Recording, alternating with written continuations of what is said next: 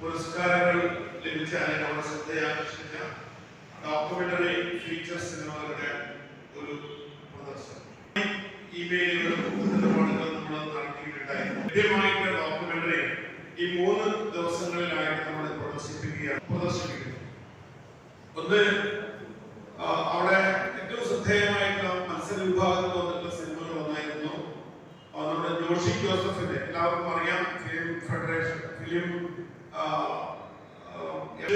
ഉദ്യോഗസ്ഥനായിട്ടുള്ള ജോഷി നിർമ്മിച്ചിട്ടുള്ള ബംഗാളിനെ കുറിച്ചുള്ള നിരവധി ഡോക്യുമെന്ററി സിനിമകൾ നമ്മൾ കണ്ടിട്ടുള്ളതാണ്. അനിബാം ശ്യാം ശർമ്മ എന്ന് പറയുന്ന മണിപ്പുരി സംവിധായകനെ കുറിച്ച് അദ്ദേഹത്തിന്റെ ഒരു ദീർഘമായ 3 ചിത്രങ്ങൾ കൂടി പ്രദർശിപ്പിക്കുന്നു. വിത്ത് ഒനാൾസൺ എന്ന് പറയുന്ന സിനിമ,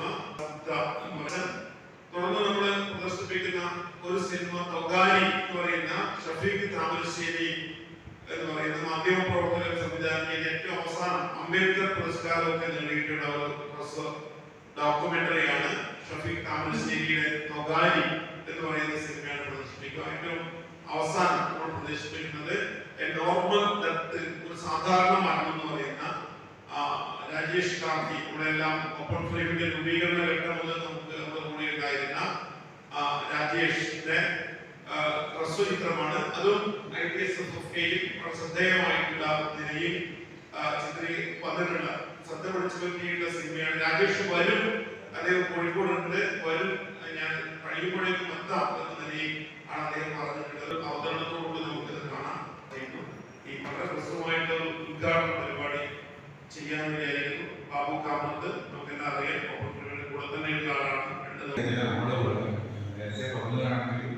നേരത്തെ അവസാനത്തിൽ തിരിച്ചു പോകുന്നവർക്ക് കൂടുതലും യാത്ര സൗകര്യമുണ്ടാവുകയും ചെയ്യുന്നതുകൊണ്ടാണ് 4 പറഞ്ഞ ഈ ഷോർട്ട് ഫിലിംസ് എന്ന് പറയുന്നത് ഇന്ന് ലോക തലത്തിൽ തന്നെ ഏറ്റവും കൂടുതൽ പ്രാധാന്യമുണ്ട്. ഇപ്പൊ തന്നെ നെറ്റ്ഫ്ലിക്സുമായിട്ടുള്ള വലിയ OTT ചാനലുകളിൽ പോലും ഇന്ന് വളരെ ഗംഭീരമായ ഡോക്യുമെന്ററികൾ നമുക്ക് കാണാൻ കിട്ടുന്നു.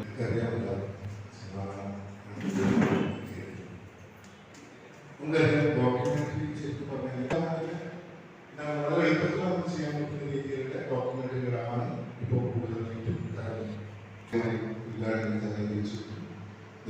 നന്ദി, നമസ്കാരം.